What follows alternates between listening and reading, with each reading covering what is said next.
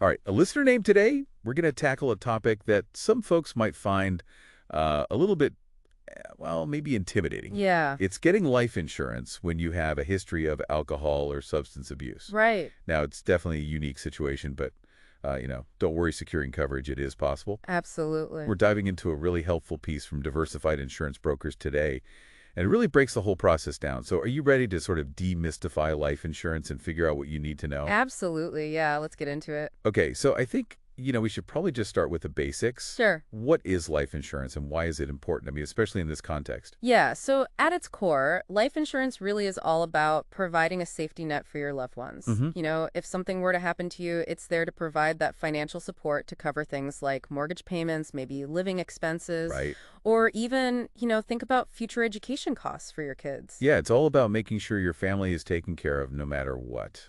Exactly. But I mean, I imagine if you have a past with substance abuse, that could make things a bit more complicated, It right? definitely can. Yeah. Insurance companies, they tend to view a history of alcohol or substance abuse as a risk factor. Okay, And, you can kind of think of it like this. They're trying to assess the likelihood of you making a claim in the future. that makes So sense. they want to understand, how much of a risk you might pose to them. So how do they actually evaluate that risk? I mean, what specific factors are they looking at? Well, the biggest one really is the length of your sobriety. The longer you've been sober, the better it looks from their perspective. Makes sense. They're also really interested in seeing evidence of, a genuine commitment to a healthier lifestyle. Okay. And this could be anything, really. It could be attending support group meetings regularly, Mm-hmm. actively managing any related health conditions you might have. It's not just about being sober. So it's like showing them that you're actively working towards staying healthy. It is, yeah. It's about demonstrating that real change in your lifestyle. That's a really important point, I think. Yeah, and it's something that people sometimes overlook.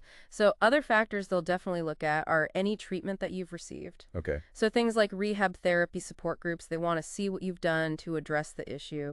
They'll also look at any DUI or DWI convictions you might have, the health of your liver, and then of course your overall medical history. So it's like they're piecing together a puzzle trying to get the full picture. Exactly. They're trying to build a really comprehensive picture of your overall health and your recovery journey. Okay, that makes sense. And so I guess the stronger your recovery, the more stable your lifestyle is, the better your chances of actually getting approved for a policy with good rates. Absolutely. The more you can demonstrate that you're taking your health seriously, the more favorable you'll appear to those insurance companies. Okay, so now let's talk about policies. Sure. What kind of life insurance options are even available for someone in this situation? I mean, is it kind of an one-size-fits-all situation, or are there different types? No, it's definitely not one size fits all. There are actually several paths you can take. Okay. One option, and is probably the one most people are familiar with, is what's called fully underwritten policies. Okay. These are, pretty much the standard policies that are out there. And if you have a solid history of sobriety and your overall health is good, you can definitely qualify for one of these. So that's kind of like the gold standard option? Yeah, you could think of it that way. Okay. But then you have another option called simplified issue life insurance. Okay. And this can be a better fit if you have a more recent history of substance use. Okay. The main benefit with this type of policy is that it typically doesn't require a medical exam, Oh, that's interesting. so it can be less intimidating for some people. Right. But I mean, I'm assuming there are some trade-offs there. You are right. Okay. Simplified issue policies, they might have slightly higher premiums compared to those fully underwritten policies, and the coverage amounts might be a bit lower. Right. So it's like a trade-off between convenience and potentially higher costs. Exactly. You're always weighing those pros and cons. Okay, so we've talked about fully underwritten, we've talked about simplified issue.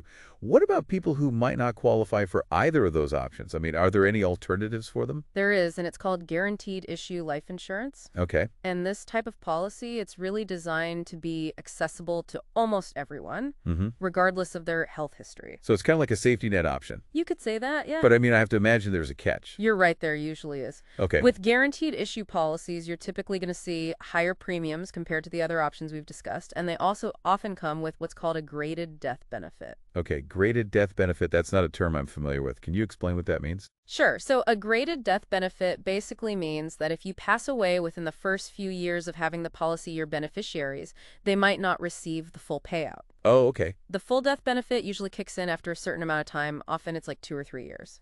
Okay, so it's like a waiting period before the full coverage really takes effect. Exactly. So with all these different choices and all these nuances to consider, I mean, having a knowledgeable broker on your side must be pretty helpful, right? It is incredibly helpful. I mean, a good broker can really help you navigate through all of that. Right. They can help you understand how different insurance companies operate their underwriting processes.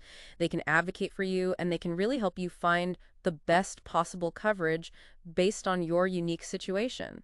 So what should people be looking for when they're trying to choose a broker? Are there any specific qualities that are really important? The biggest thing is to find a broker who specializes in high-risk life insurance. Okay. They're going to have the experience and the expertise to really guide you through this process effectively.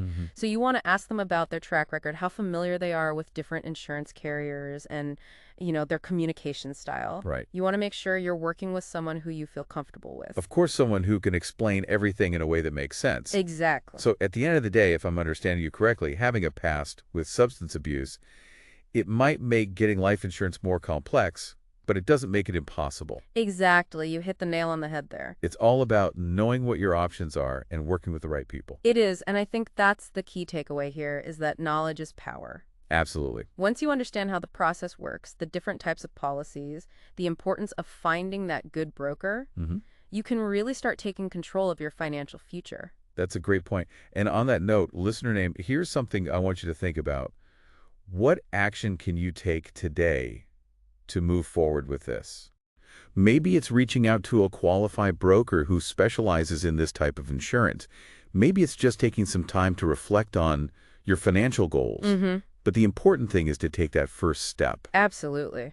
Remember, taking care of your future self, it's a form of self-care too. It is. So think about that. And until next time, take care. Take care. Bye. 19F10.